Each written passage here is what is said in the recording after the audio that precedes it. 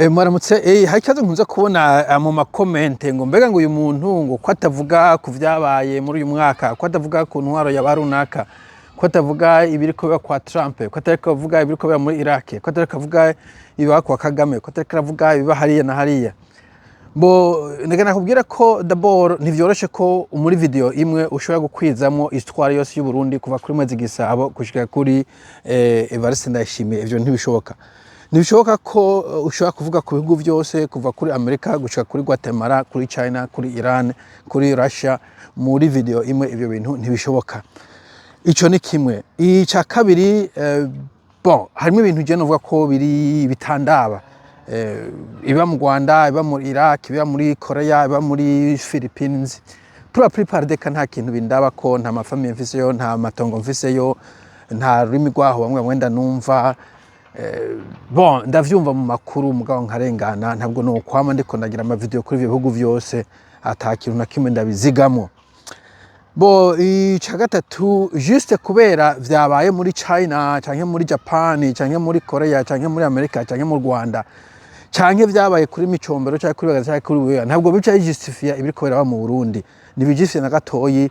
Niba harapfuye abantu 71 ntivyasigura ko n'abantu n'uno munsi baca bapfa bazira iyo 71. N'umuntu yabikoze 71 ni mu mushakishe mu muhane, mugabo ntibisigura ko ushaka kwica umuntu uno munsi ngo wijustifie ngo no kwera ngo nabagaza yisha abantu nubwo yarabishe. Ico kintu nta justification bifise na gatoyi. Ikindi ntabwo ari consolation juste kubera habaye accident muri Amerika ikica abantu 5, suba ko abantu 5 bandi bishwe mu Burundi kubera accident bica biba even bica bingana cyo ngo bongo no muri Kagame bapfuye 5 ubwo nuko nyene ngo nahandi hose barapfa. Reka da ku muntu yabuze ivyo ntibinkumuriza. Nawe no bikubwira ugwaye bakabwira ati bona hajya handi ubona hari abandi bagwaye, ntabwo umusonga wawe ugabanuka ngo nuko abo muri kumwe nabo bagwaye nubwo mbere bagwaye kugusumvya. Ivyo umva nta justification bifise. Ikintu nshaka kubwira aha ndiko navuga kuri telefone yiwanje inazimbutse cyane, ntabwo zimvye gose. Telefone nyinshi ubu zifise ni smartphones zose kamera, zifise microphone. Niba hari ikintu nabuze ubona nasize nkora mutima, tora kamera nawe hanyuma ukivuge, ureke guforosa abantu kuvuga ivyo ushaka. Wewe ubonye mvuze hanyuma hagira ikintu ubona ko nasimvye cyangwa ukabona hariho ico bita gap muri kankoresha gap in the market kubera kumbore no ita market canke muri news. Wewe tora kamera uvuga uti Uburundi hari abantu ibintu batariko baravuga ko, reka ntangore kubivuga ko. Ibintu vyabaye 2002 abantu bavuga ko hard enough, reka ndabivuge ko. Ibintu vyabaye kuri Bagaza abantu ntabwo babivuga ko cyane, reka ndabivuge ko.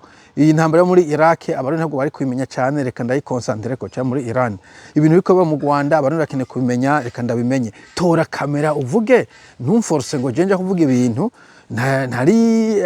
ntazi d'abord canke ntitayeho. Wowe tora kamera, niba hari ibintu tutariko turakwiragiza turiko turavuga ubivuge ko, niho ubuhanga buba buhagaze. Nico nshaka kuvuga kubera abantu benshi uzumva ikintu bakivuze ko kiyantu bakivuze ko wewe uvuga ibintu nibi gusa biriya nabo ntibavuga ko. Mvuga ku bintu vyinshi mugabo kandi ushaka kuvuga kuri vyose.